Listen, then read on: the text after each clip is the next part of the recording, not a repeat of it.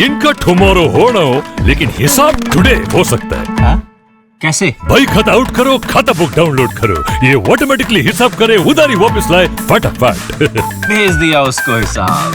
खाता book, business हुआ easy. Mahatma Gandhi का नाम जब भी सुनाई देता है तो आजादी के लिए संघर्ष और देश के लिए कुछ भी कर गुजरने का जज्बा दिमाग में आता है। लेकिन इन सब के अलावा बहुत सी बातें हैं जो गांधी से जुड़ी हुई हैं और जिनके बारे में लोगों को ज्यादा जानकारी नहीं है। भारत की विदेश नीति में महात्मा गांधी की अहमियत बेहद ज्यादा है। आजादी से पहले भारत की विदेश नीति की शुरुआत भारत में ईस्ट इंडिया कंपनी ने की, लेकिन आगे चलकर ये गांधी की सोच और सिद्धांतों की नींव पर खड़ी हुई। भारतीय विदेश नीति में शांति, अहिंसा जैसे सिद्धांतों का जन्मदाता होने के साथ साथ कूटनीतिक उपायों में भी बापू की सोच की झलक मिलती है। विदेश नीति की मौजूदा तस्वीर महात्मा गांधी के सिद्धांतों की ही देन है। भारत में ईस्ट इंडिया कंपनी के शासनकाल में अंग्रेजों ने भारत की विदेश नीति को अपने व्यापार को मजबूत करने के लिए किया था। अंग्रेज चीन, अफगानिस्तान और तिब्बत को बफर स्टेट मानते थे। उन्होंने चीन में भी खास रुचि ली और भारत चीन सीमा का निर्धारण किया।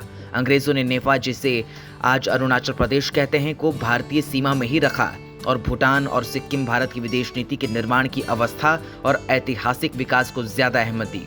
उन्होंने अपने व्यापारिक शर्तों के लिए इस क्षेत्र में सुरक्षा अपने हाथों में रखी। कांग्रेस और गांधी ने उत्तरी बर्मा को अपने क्षेत्र में मिला लेने के लिए ब्रिटेन की निंदा की। इसी बुनियाद पर आगे बढ़कर भारत ने अपने आप को अंग्रेजों की साम्राज्यवादी नीतियों से स्वयं को आजाद बताया।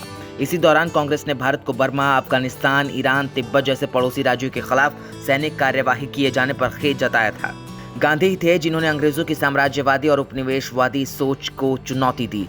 साथ ही दक्षिण अफ्रीका में लाई जा रही रंगभेद की नीति का विरोध किया।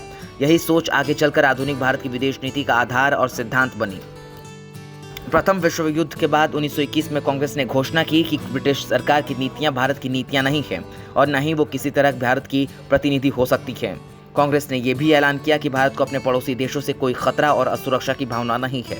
इसी कारण 1939 में द्वितीय विश्व युद्ध में कांग्रेस ने अंग्रेजी हितों के लिए शामिल होने से मना कर दिया था। 1920 में चलाए गए खिलाफत आंदोलन में भी भारत ने मुसलमानों का साथ दिया। ये गांधी का ही दिखाया रास्ता था, जिस पर चलकर कांग्रेस ने उपनिवेशवाद और साम्राज्यवाद विरोधी सम्मेलनों में भारत का प्रतिनिधित्व किया और उपनिवेशवाद शिकार देशों के साथ मिलकर अंग्रेजों की नीतियों की निंदा की।